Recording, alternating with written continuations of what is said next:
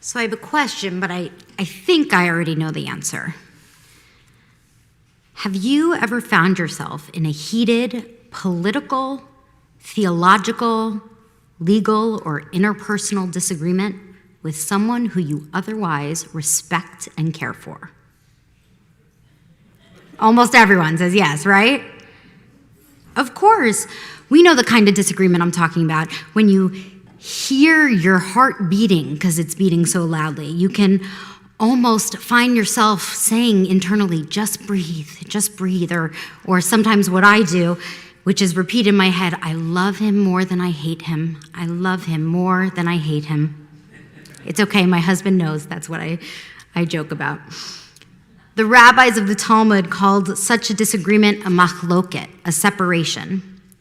There can be different kinds of a machloket, as there are different ways of fighting.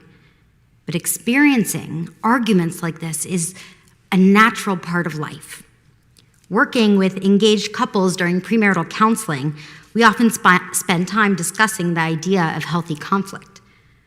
Some of them don't believe they'll ever have fights like this, so I have to reassure them that we begin with the underlying agreement that at some point, maybe, such a fight will occur.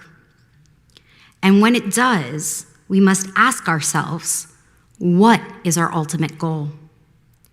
We need to pause and decide what is most important, being right or being in a healthy relationship.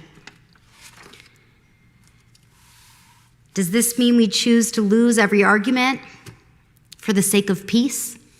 Just give up? No, that's of course not what Judaism says.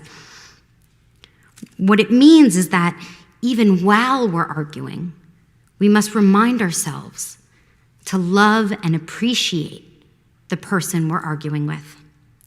For this is the only way to ensure our arguments remain constructive and not descend into hurtful and mean interactions. This week's Torah portion, Korach, tells a story of a destructive machloket. Korach and his allies challenge Moses and Aaron, saying, Rav lechem, you have gone too far. Moses responds to Korach using the same words, Rav lechem, you have gone too far. While the story is interesting, for those who don't know it, the end is tragic. Ultimately, Korach and his followers are swallowed by the earth. This text is extreme because it's meant to disturb us and emphasize that while conflicts will most definitely arise, how we speak, both with and about one another, determines if it's detrimental or beneficial.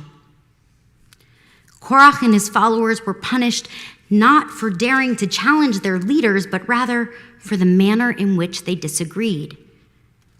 Pirkei Avot, one of the sections of the Mishnah that includes ethical teachings from the rabbis, famously discusses this controversy and says we learn that a controversy for the sake of heaven has lasting value, such as the debate of Hillel and Shammai.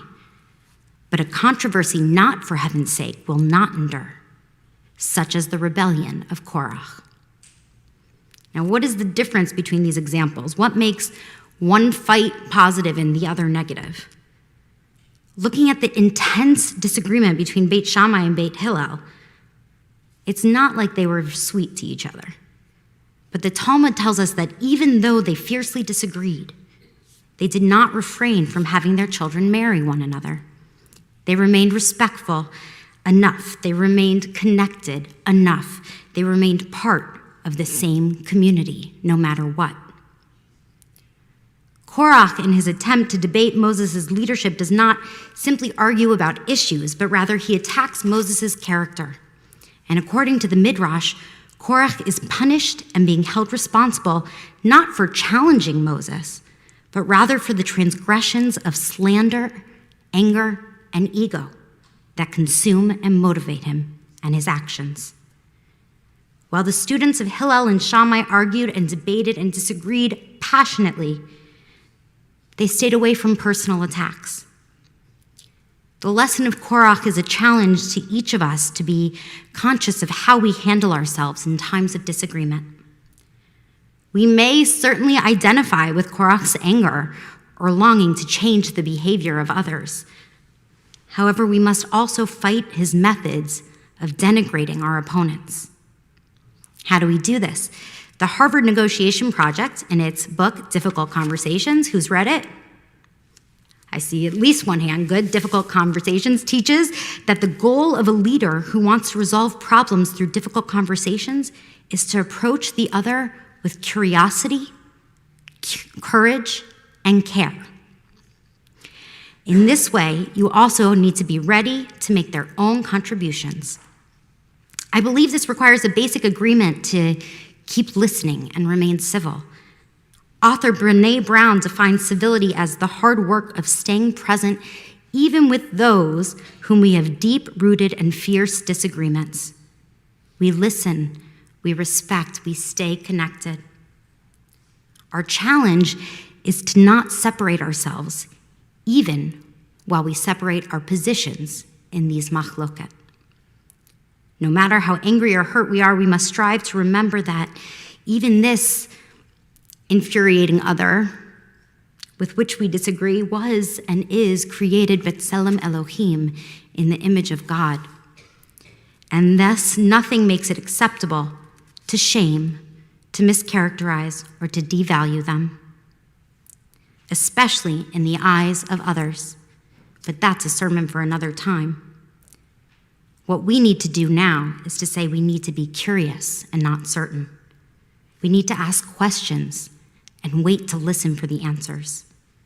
And most of all, we need to ask ourselves that what we are willing to risk for the sake of heaven and for the sake of the relationship.